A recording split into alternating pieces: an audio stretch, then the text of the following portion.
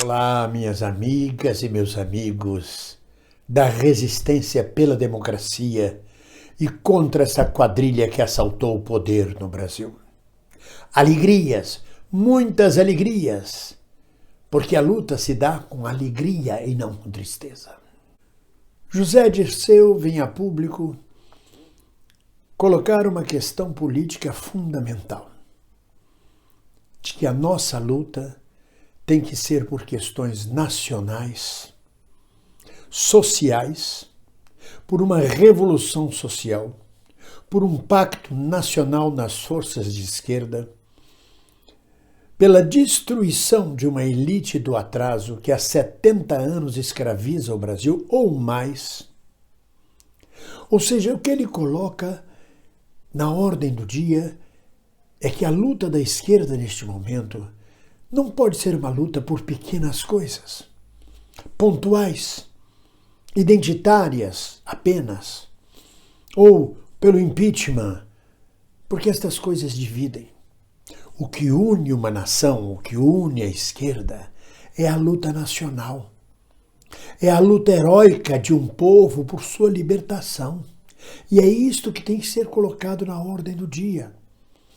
A epopeia, o épico. A epopeia é um poema que conta as lendas vitoriosas dos heróis de uma nação, que conta a história de uma nacionalidade. São lutas épicas. Por exemplo, o Brasil tem muito poucas epopeias, muito poucas lutas épicas que marcam a nossa história. A nossa independência não foi épica. Épica talvez tenha sido a luta pela independência da Bahia em 1823. Tanto foi epopeica, tanto foi uma luta heróica, que o próprio povo baiano celebra a cada 2 de julho nas ruas com alegria a vitória sobre as forças portuguesas. A independência ou morte proclamada pela imperatriz Leopoldina e cohonestada pelo imperador não teve nada de épico nem de epopeico. A proclamação da República, menos ainda. A Revolução Constitucionalista de 1932 de São Paulo teve um caráter épico e epopeico. Narra a luta de um povo de São Paulo contra o arbítrio pela democracia. São poucos momentos. As questões épicas como Frei Caneca, Felipe dos Santos, a Revolução dos Alfaiates, abortadas logo no início, não chegam nem a tomar um caráter nacional épico. A própria República Juliana de Garibaldi também não vai à frente. Há uma epopeia, que é a Revolução Farroupilha, a epopeia do povo do Rio Grande do Sul. Mas há poucas epopeias e poucos poemas épicos. A luta pela Petrobras, pelo petróleo nosso, foi uma luta épica, nacional, que envolveu toda a nacionalidade. A luta pelas diretas já também foi uma luta épica, epopeica. Mas de lá para cá temos travado quase nenhuma luta, ou nenhuma luta epopeica.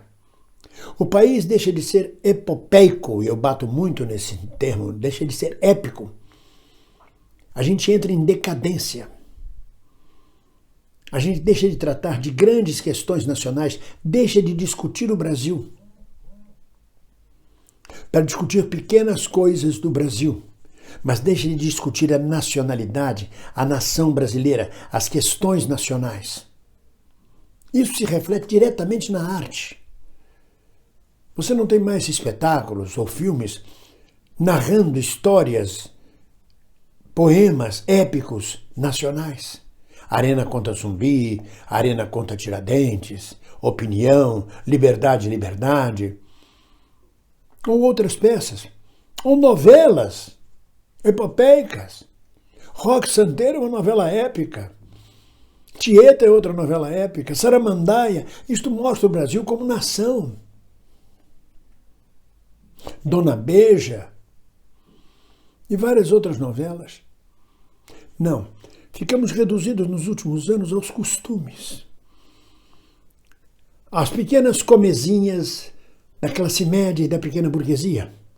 A fofoca entre vizinhos, as questões familiares, as divisões, não as divisões de classe, mas as divisões familiares ou entre amigos, as brigas particulares e de pormenores identitárias, mas a questão nacional não entra em discussão. E a gente não sai desse atoleiro, a gente não sai unido enquanto não colocarmos uma questão maior na ordem do dia. Porque, ao mesmo tempo, a decadência da economia nos leva aos costumes, não nos leva ao heroísmo, não nos leva ao épico. A decadência da economia torna heróico quando você consegue comprar 1 quilo de carne. E não quando você consegue discutir a agropecuária nacional como um todo. Torna heróico quando o sujeito consegue pagar o seu imposto de renda daquele ano corretamente, sem cair na malha fina, e não discutir a distribuição de renda do Brasil. Não sei se estou me fazendo compreender. Ficamos discutindo pequenas coisas. E a gente aí perde. No terreno das pequenas coisas é que trabalha a direita. A direita trabalha sempre no terreno, puxando para o terreno das pequenas coisas e nos diverte, nos dá uma outra versão, nos obriga a sair do trilho que tem que ser discutido. A questão nacional, a questão da miséria, a questão social, a questão da política externa, a questão do Brasil inserido no contexto mundial. É disto que nós temos que lutar. É por isto que nós temos que lutar. Todo o resto vem junto. A luta das mulheres, dos negros, dos homossexuais, a luta dos trans, todas as lutas dos idosos, elas vêm junto quando se discute a questão nacional, quando você modifica uma nação. A lucidez de José Dirceu nesse momento, colocando as questões neste nível, propõe retomar a discussão nacional, do desenvolvimento nacional, das questões nacionais que são prementes, como o emprego absoluto, como a saúde pública, como a educação, mas como nação. Que nação nós queremos? Nós queremos uma nação que resolve pequenos problemas, o calçamento da rua, ao transporte público, ao saneamento. Nós queremos uma nação que englobe tudo isto numa única luta epopeica, heróica, de um povo por sua libertação. Senão nós não vamos a lugar nenhum. Nós vamos ficar lutando se é Baleia Rossi ou se é Arthur Lira, ou a candidatura independente de Erundina. Nós vamos ficar lutando porque a Bia Kicis foi nomeada para a Comissão de Constituição e Justiça, quando a luta é muito maior. Bia Kicis e Comissão de Constituição e Justiça só existem neste nível porque não se está discutindo a questão nacional, a questão do Brasil como um todo. E isso tem que ser colocado na ordem do dia. A história, o estudo da história do Brasil e a proposta, uma proposta nacional para o Brasil, de libertação nacional. E é nisso que nós estamos. E é nisso que nós temos que estar juntos. Ninguém solta a mão de ninguém. Um abraço.